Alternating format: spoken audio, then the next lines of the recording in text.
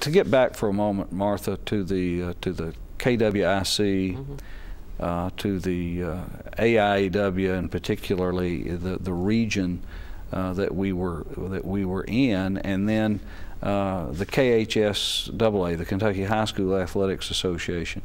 You have played an instrumental role that I'm aware of, that I want to make sure that our watchers and listeners know about, and that is the attraction to EKU, to our archives, of the archives of those organizations, and actually funds to help maintain them, which provide a wonderful research opportunity for people on our campus. Yes. When AIW folded, there was money left in the coffers in Region 2, because AIW was divided into regions for competition's sake, and each region had states within it. And Kentucky was in Region 2 with Tennessee, the two Carolinas, and Virginia. And at that time, Virginia had Old Dominion basketball glory, and so did Pat Head Summit at University of Tennessee, and they were garnering some television money, and so that money was left in the coffers. And when the representatives from each state met to see what we were going to do with that money, it was decided that each state would get so much money according to the number of schools they had and their participation. So it was divvied up that way. But siphoned off the top was some money for the preservation of records and memorabilia related to Region 2's participation. So that money came here to Eastern. We volunteered to house the Region 2 archives, and also the KWIC archives. I think I was president at the time, so I thought that was a natural fit, and nobody else, no other university seemed to be interested. And it was accepted by the university that we do that. And so the money, some of the money came along to organize those files. And so they are organized, and the Region 2 archives haven't been touched in a while.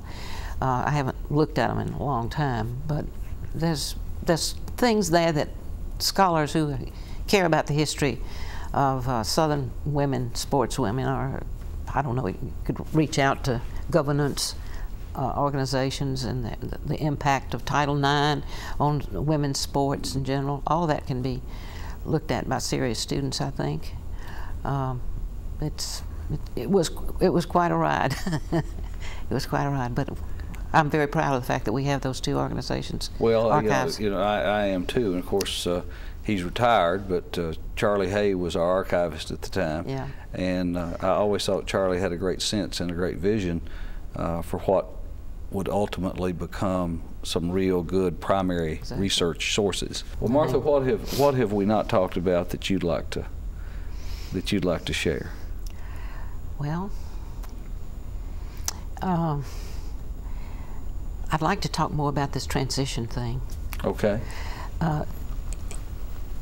I'd like, first of all, to give kudos to the presidential succession that has taken place here in their support for athletics in general and for their fairness, basic fairness. During that transition time, we lost some people who went on to do good things, and I'm very proud of that as a person who has worked here and has spent so much time here.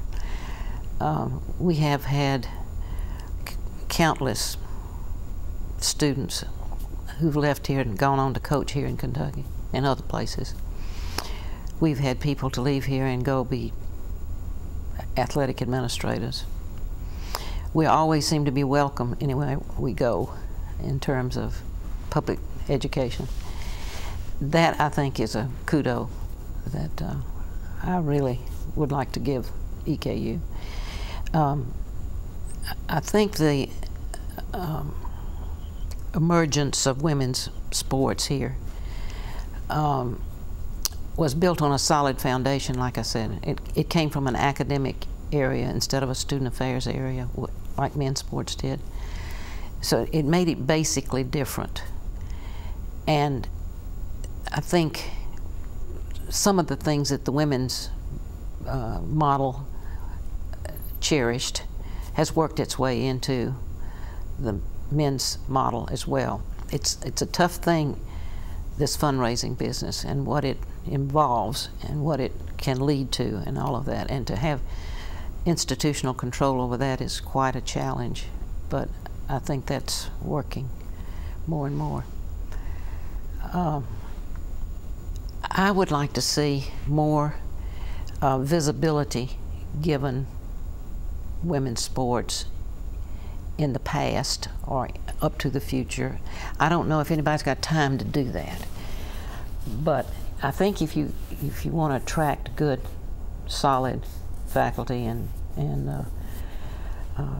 athletes and coaches, that's an important part of what it is today, the world is today.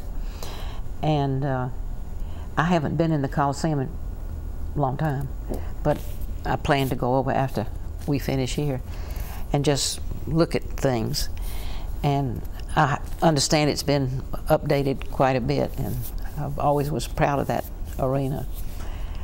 I think that the women who come out of here as athletes and go on to be professional people is something to be crowed about.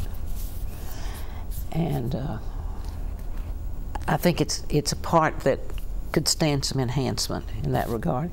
And as far as men's sports are concerned, I don't know how much of that's done for them, for that matter, in the push to, have attendance and whatnot increase.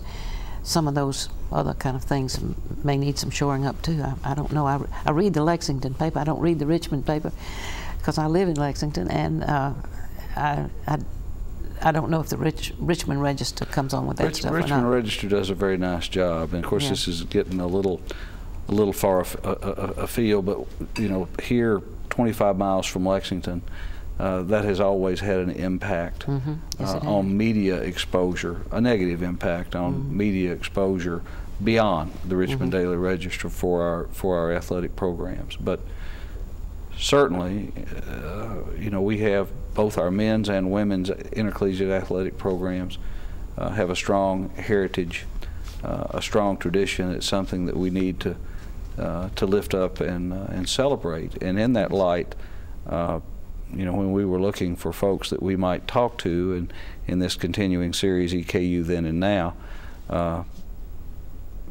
your name had a great appeal to me because it gives us an opportunity to do some of what you just suggest, to lift up and highlight both the tradition and the current status of intercollegiate athletics for women at Eastern Kentucky University. That's right.